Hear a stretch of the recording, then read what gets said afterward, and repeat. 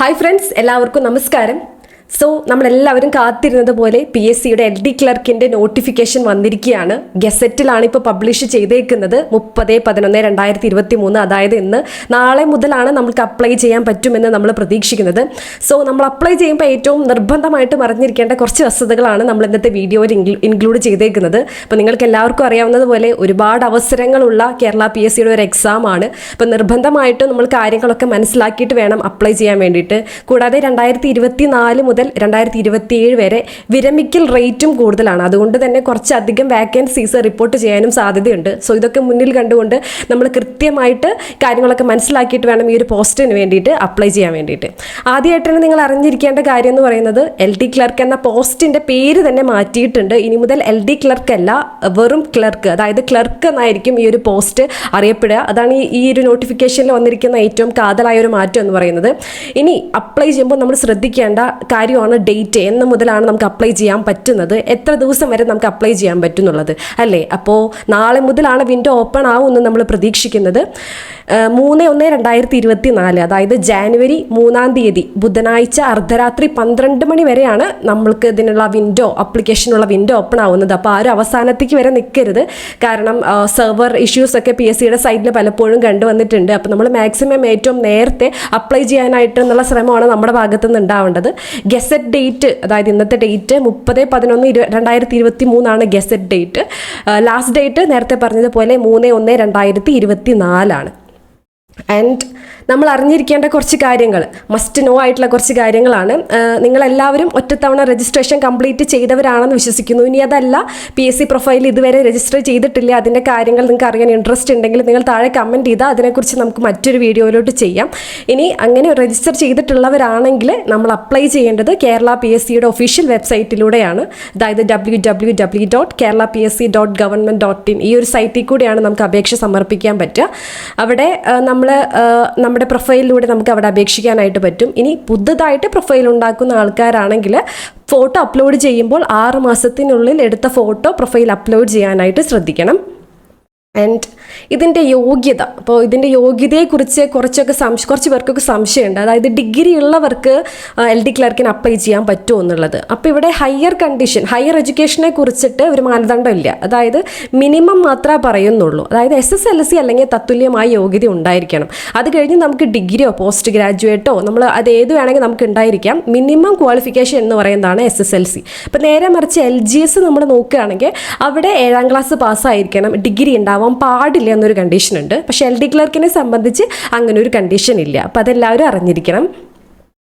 And LD clerk ഏതൊക്കെ ഡിപ്പാർട്ട്മെൻറ്റുകളിലേക്കാണ് ഈ ഒരു എക്സാം നടത്തുന്നത് എന്നുള്ള വസ്തുതകളാണ്. സോ ഒരുപാട് ഡിപ്പാർട്ട്മെൻറ്റിൽ ഏകദേശം 60ഓളം ഡിപ്പാർട്ട്മെൻറ്റുകളിലേക്കാണ്. ഇപ്പോൾ എഡ്യൂക്കേഷൻ, റവന്യൂ, കോർപ്പറേഷൻ, അങ്ങനെ 60ഓളം വരുന്ന ഡിപ്പാർട്ട്മെൻറ്റുകളിലേക്കാണ് PSC ഒരു വിജ്ഞാപനം നടത്തുന്നത്. അപ്പോൾ ഇതിനെക്കുറിച്ച് എല്ലാ ഡിപ്പാർട്ട്മെൻറ്റ്സും ഞാനിപ്പോൾ ഇവിടെ പറയുകയാണെങ്കിൽ അത് വീഡിയോ ഭയങ്കര ലെങ്തി ആയിരിക്കും എന്നുള്ളതുകൊണ്ട് ഇതിൻ്റെ ഡീറ്റെയിൽസ് നമ്മുടെ ടെലഗ്രാം ചാനലിൽ കൊടുത്തേക്കാം. ടെലഗ്രാം ചാനലിൽ നിങ്ങൾ ഇനിയും ജോയിൻ ചെയ്തിട്ടില്ലെങ്കിൽ അതിൻ്റെ ലിങ്ക് കൂടെ ഡിസ്ക്രിപ്ഷനിൽ നമ്മൾ കൊടുത്തേക്കാം. സോ ഇതിൻ്റെ ബേസിക് പേ എന്ന് പറയുന്നത് 26,500 രൂപ മുതൽ 60,700 രൂപ വരെയാണ്. അതായത് 26,500 രൂപയാണ് ബേസിക് പേ ആയിട്ട് വരുന്നത്.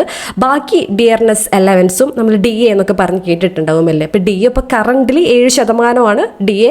അത് മാറ്റം വരാം DAക്ക്. പിന്നെ കൂടാതെ ഹൗസ് റെൻ്റ് അലവൻസും കൂടിയിട്ടുള്ളൊരു ശമ്പളമാണ് ഈ ഒരു തസ്തികയ്ക്ക് നമുക്ക് ലഭിക്കുന്നത്.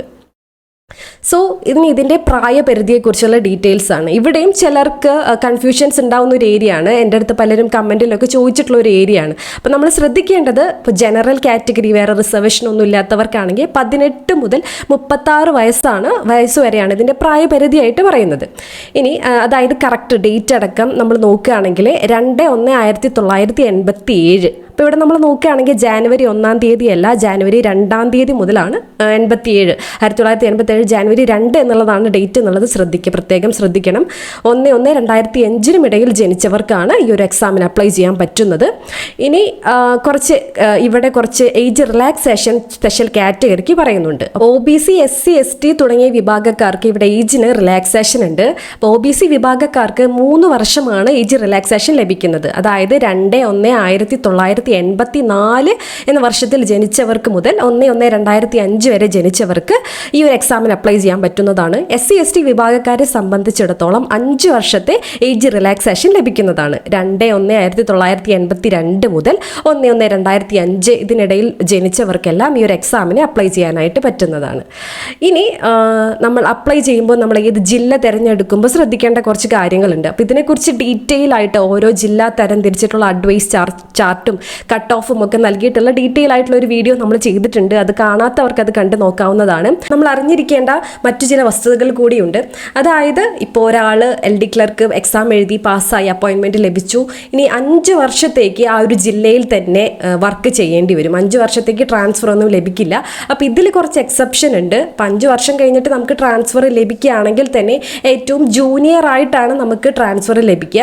ഇനി അല്ല, നമ്മൾക്കിപ്പോൾ പ്രൊമോഷൻ ലഭിക്കുകയാണ്. ഇപ്പോൾ 2 വർഷത്തിനുള്ളിലൊക്കെ ചില ഡിപ്പാർട്ട്മെൻറ്റിൽ UD ക്ലർക്കായിട്ട് പ്രൊമോഷൻ ലഭിക്കും. അപ്പോൾ അങ്ങനെ പ്രൊമോഷൻ ലഭിക്കുകയാണെങ്കിൽ അവിടെ നമ്മുടെ സീനിയോറിറ്റി നഷ്ടപ്പെടില്ല. ഇനി മറ്റൊരു എക്സെപ്ഷൻ കൂടിയുണ്ട്.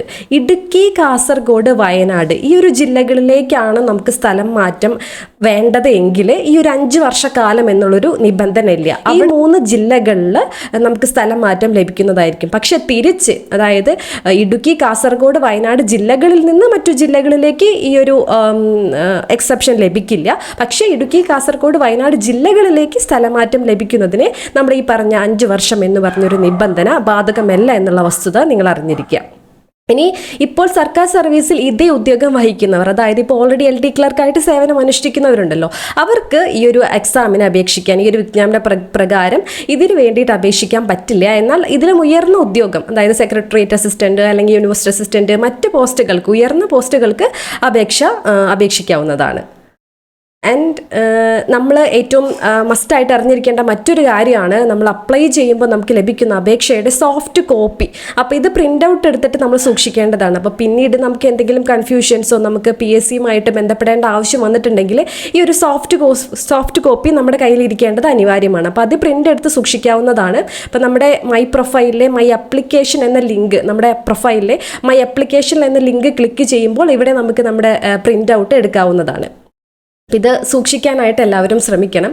ഇനി നമ്മൾ അപ്ലൈ ചെയ്യുമ്പോൾ ശ്രദ്ധിക്കേണ്ട കാര്യം, നമ്മളിപ്പോൾ അവിടെ നൽകുന്ന വിദ്യാഭ്യാസ യോഗ്യതയായാലും ജാതി ആയാലും വയസ്സായാലും തുടങ്ങിയ കാര്യങ്ങളൊക്കെ കറക്റ്റായിട്ട് കൊടുക്കാനായിട്ട് ശ്രദ്ധിക്കണം. അതല്ല ഇതിൽ എന്തെങ്കിലും മിസ്റ്റേക്ക് ഉണ്ടെങ്കിൽ തിരഞ്ഞെടുപ്പ് പ്രക്രിയയുടെ ഏതൊരവസരത്തിലായാലും ഈ ഒരു അപേക്ഷ നിരുപാധികമായി നിരസിക്കുന്നതിനുള്ള പൂർണ്ണ അവകാശം PSCക്കുണ്ട്. അപ്പോൾ നമ്മൾ അപേക്ഷിക്കുമ്പോൾ ആ കാര്യങ്ങളൊക്കെ നമ്മുടെ മനസ്സിലുണ്ടായിട്ട് വേണം അപേക്ഷിക്കാൻ. ഇനി ഈ പ്രമാണങ്ങളൊക്കെ, നമ്മുടെ സർട്ടിഫിക്കറ്റ് ഹാജരാക്കേണ്ടത് അപ്ലൈ ചെയ്യണ സമയത്തല്ല.